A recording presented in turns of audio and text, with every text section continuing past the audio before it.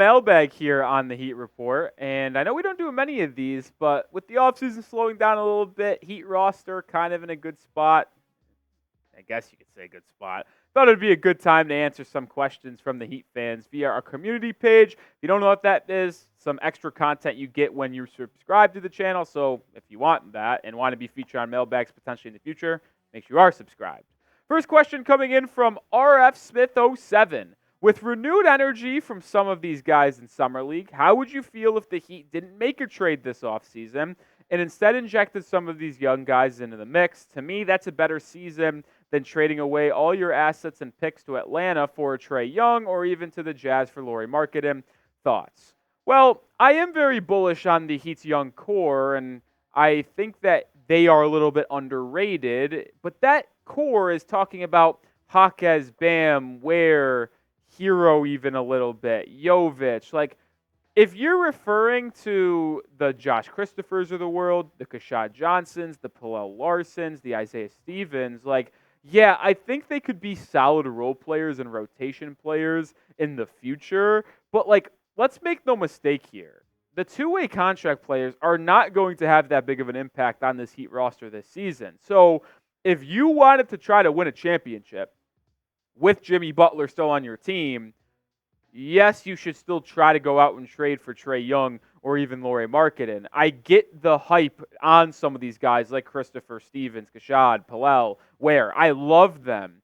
But it's not like they're going to be key contributing factors to the team this season.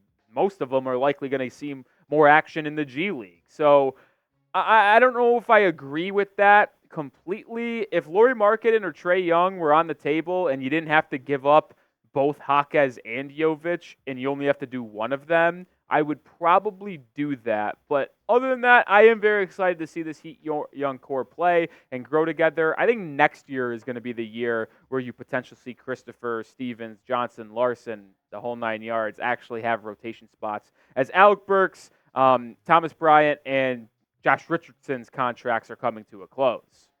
Before we move on to today's mailbag, make sure you share today's video. We're trying to make this the largest Heat YouTube channel there is, and the best way to do that is sharing it to your friends, family, social media to strangers. It does not matter. Help me out by clicking that share button, select Twitter/X, click post to Twitter/X, and go share. And guess what? If you tag me on Twitter at Nic_Rohloff when you share it on Twitter, if you do that way, I'll retweet you, and I even give you a follow back. Jay Bunt. Will the Miami Heat be a play-in team again? Ooh. Well, yes. It's unfortunate to think this way, but what's the best case scenario for this Heat team? Like a 4 or 5 seed? Probably, right? Like that's best case scenario. Because when we run through the Eastern Conference here, fully healthy, they're not better than the Celtics, not better than the Sixers, not better than the Knicks. So that's why the 4 or 5 seed is probably your ceiling.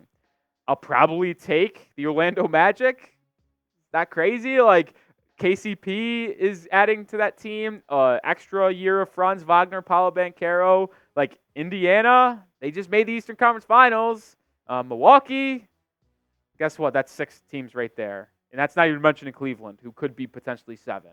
And if you're better than Cleveland or better than 1, like, you're still in that 6 through 8 range. Like, I think the floor is the 8 seed because 9 through 15 in the Eastern Conference is absolutely abysmal. So the Heat are going to be in the playoffs.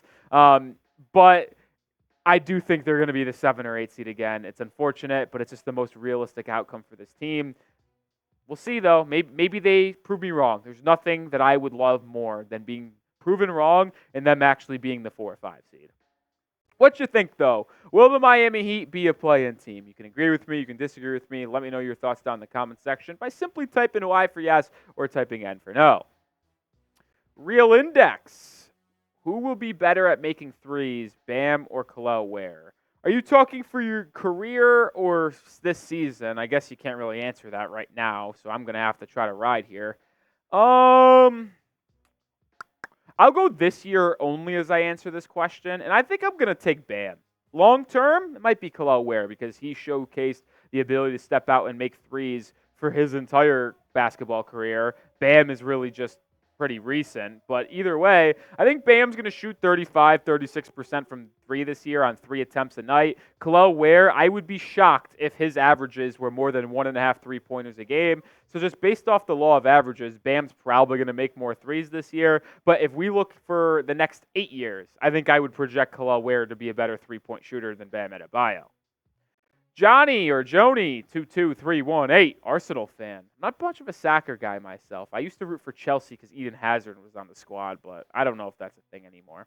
Does Miami need a star player on their roster to help Jimmy win a ring, or do we need a lot of good squad players and starters? I think they need a star. I think unless Jaime Jaquez Jr. takes like an unbelievable leap, Nikola Jovic takes the third-year leap, Kel'el Ware has a bigger impact than I think we all expect, that they just don't have enough. And we just kind of went through the Eastern Conference hierarchy, if you will. Now, the star player, they don't need an all-NBA guy. We would have liked to have Donovan Mitchell, but if you added like an all-star caliber player like Lauri Markkanen or Trae Young, like that very much does improve this roster and the ceiling of this team.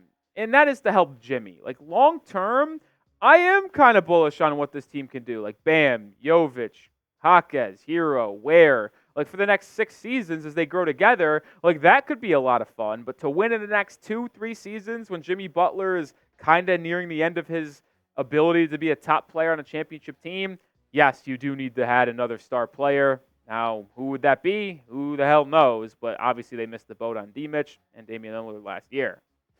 We're going to continue to talk Miami Heat basketball here, but make sure you are subscribed. And we've got, 1-2 days left in the month of July. And if you want us to win our Heat July sub battle, make sure you hit that sub button. Daily content here at the Heat Report, mailbags, news, rumors, the whole 9 yards. Trailing by 100 and change to the Knicks Now channel. Can we catch them? Show me something, Heat fans. DGon Marie, do you think Pat Riley did the most of the Jimmy Butler era? Hell fucking no. Excuse my language, folks at home. I'm sorry for swearing, but no, I did not. We've talked about this. It feels like Pat Riley and the Heat front office have been cheap at times in terms of what they're willing to offer in a trade package for a star player, or just go out and spend deep into the tax. Now, they are a spending team. Don't get it twisted. They've been in the first apron with the new second apron rules. I get now wanting to go in there. But Jimmy Butler has constantly carried this team deep in playoff runs. Like, what happened after they made it in the bubble? Nothing? Like, actually nothing. They added Mo Harkless, or whatever the hell his name was. I forgot his name. I think it was Mo Harkless. And they ended up stinking, and they were first-round exits the next year.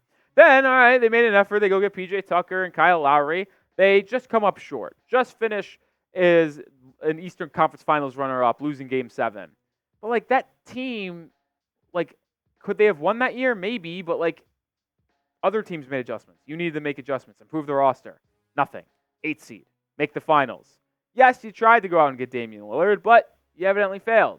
So I feel like they've just been kind of like, hey, we're going to go out for these stars, but we're not going to offer the house or go deep into the money because it's like, you know what? We're going to be competitive. We're going to make the playoffs. And we're just going to hope that Jimmy Butler can carry us deep on a postseason run again. I think that's a terrible way to think about it. And in terms of the Jimmy Butler era and Pat Riley not getting him enough help, I can definitely say with 100% certainty, in my opinion, he did not get Jimmy enough help. Make sure you are getting this hat here at chatsports.com/Heat hat. Links can be in the description and comments of today's show. But if you want to rep the Heat on, off the court, don't matter. Wear this adjustable cap. Fits all heads, all sizes. Doesn't matter. Get it today. Chatsports.com/Heat hat. Well, this is ironic. This wasn't planned. Or was it? I don't think it was. Does Pat Riley need to be fired or need to be pushed into an old home? Oh, my. Fire Pat Riley coming in with the Heat. Pushed into an old home. It's crazy. But that's crazy. Well, one thing, he'll never be fired. So, to answer that, that's not going to happen. And he's probably going to go on his own terms. I know we could complain about Pat Riley all we want, but he's never going to be pushed into retirement or anything like that. He's just done so many good things for this Heat organization as a coach, as the GM, president. And as much as you want to say that it might have been Dwayne Wade who recruited Jimmy Butler here, I mean, the Heat still got it done. And I'll say this. You might say Adam Simon does the drafting. He's been terrific. But, like, let's not act like Pat Riley hasn't had a really keen eye for talent in the undrafted free agency pool, in the draft process, in the late lottery, drafting Tyler Hero, Bam Adebayo, Kel'el Ware looks good, Jaime Jaquez Jr., Jovic with pick 27. Like, they've been excellent at drafting over the past 8-9 years, if really ever since the Justice Winslow mistake. Yeah, they had that one Precious Achua tough decision where they took him over Tyrese Maxey. But outside of that, they're shooting a pretty high clip since 2017 in the NBA draft. So he's done good things. Yes, it's been frustrating at times, but we're not firing Pat Riley, even as much as I like to make a joke about Pat Riley. What is your one word on the longtime Heat GM/president? Let me know. Could be sleeping. I often say Pat Riley's sleeping, but let me know your one word on the Heat president down below. Make sure you are giving me a follow over on Twitter, too. You can give me your one word over on the Twitter app. DMs are open. I like to talk to the Heat fans, so if you want to follow me, I talk about the Heat every day. You can slide in the DMs, ask me a question, do whatever you want. If you missed your chance to get on this mailbag, that's another way to ask me a question. At Nic_Rohloff is the handle. Like always, Heat fans, see you tomorrow with another video. Go Heat.